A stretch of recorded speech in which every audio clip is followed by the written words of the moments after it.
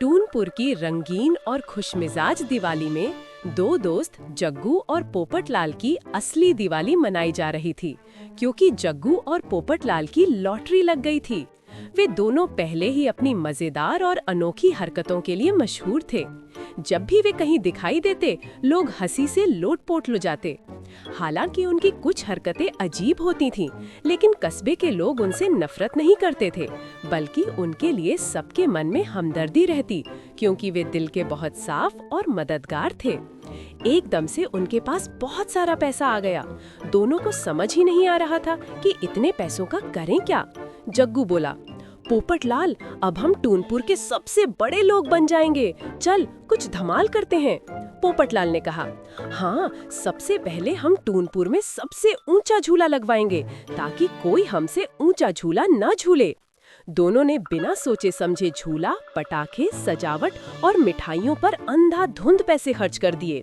उन्होंने एक बड़ा दरवाजा बनवाया, तो लोग और बच्चे उस दरवाजे का मजाक बनाने लगे। और तो और उन्होंने टूनपुर के बीचों बीच एक सोने जैसी दिखने वाली नकली इमारत भी खड़ी करवा दी, जिसे देखकर बच्चे हंसते हंसते पेट पकड़ लेते थे। उनकी हरकतों से पूरा टूनपुर ठहाकों से गूंज उठा। देखो देखो, जग्गू पोपटलाल का टेढ़ा दरवाजा आ गया, बच्चे हंसते हुए कहते। और वो सुनहरी मीनार हल्की हवा में ही हिल रही है, बूढ़े चाचा मुस्कुरा उठे। एक दिन जग्गू और पोपटलाल नशे करके घूमने निकले। दोनों जैसे ही बड़े दरवाजे के नजदीक पहुँचे, जग्गू बोले, अरे पोपटलाल, आज ये दरवाजा इतना झुका हुआ क्यों है? देख, संभल कर निकलना, नहीं तो सिर फोड़ लेगा। अगर हम खड़े खड़े इसके नीचे से निकलेंगे तो लगता है कि सिर में लगेगा ही। ऐसा करते हैं, घुटने घुटने चलकर इसके नीचे से निकलते हैं। तभी पोपटलाल बोला, हाँ यार, लगता तो है कुछ दाल में काला है, दरवाजा इतना कैसे झुक गया? और दोनों घुटने घुटने चलने लगे। कुछ ही दूर पहुँचे होंगे कि जग्गू फिर बोले, लगता है पोपट, आज दरवाजे को कुछ हो गया, देखना कितना नीचा हो गया। मुझे तो ऐसा लग रहा है कि घुटने घुटने चलने के बावजूद भी सिर में लग सकता है। ऐसा करें, लेटकर पेट के बल खिसकते हैं। जग्गू बोले, हाँ पोपट, तुम ठीक कहते हो, पेट के बल ही घिसटकर इसे पार करना चाहिए। दोनों पेट के बल घिसटने लगे। भीड़ भाड़ का समय था। एक पुलिस वाले ने आकर दोनों की पीठ पर एक एक बैंत रसीद की।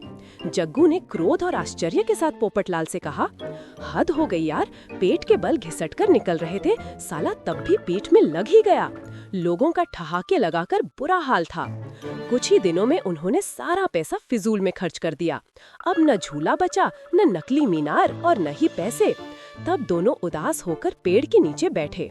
जग्गू बोला, पोपटलाल, लगता है हमने बिना सोचे समझे जो कुछ किया, अब उसी का पछतावा है। उसी समय कुछ गांव वाले वहां आए। उन्होंने दोनों को समझाया, तुम दोनों बुरे नहीं हो, लेकिन किसी भी अवसर का सोच समझकर उपयोग करना चाहिए, क्योंकि बिना विचारे जो करे सो पाछे पछताए। जग्गू और पोपटलाल ने मुस्कुराते हुए वादा किया कि अब वे कोई भी बड़ा फैसला जल्दबाजी में नहीं करेंगे।